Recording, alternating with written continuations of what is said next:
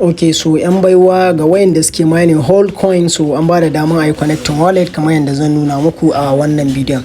Wanda kuma ba su fara mining din shi ba, so ga link nan a sama, sannan akwai a comment section.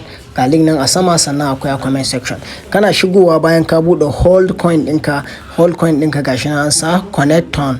Kana taɓa connect on zai baka wannan option ɗin, so da sai ka ce connect. Kana cewa connect zai baka duk wani wallet wanda kake da shi na ton, zaka ga sun fito, ko ton keeper, ko ton hub, ko ton wallet, ko my ton, duka sai ka zaɓi wanda zaka yi a ciki, zaka yi linkin da shi.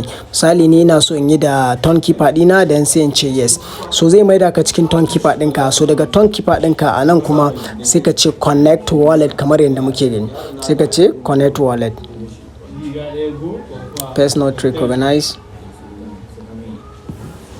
So sorry, naga yaki picking wannan dina. Okay, so bayan ka ce connect wallet gashi nan ya sa don, yanzu kuma zai dawo da kai cikin telegram ɗinka. Yanzu kun lura inda suka sa wannan connect wallet din, kun ga yanzu is connected, kamar yadda na sa muku da arrow, kun ga yanzu is connected. Ga link nan a sama, sana akwai a comment section. Wanda ba su linkin ba, faka ku je ku linkin. Na ku a koda yaushe Mr. Complete.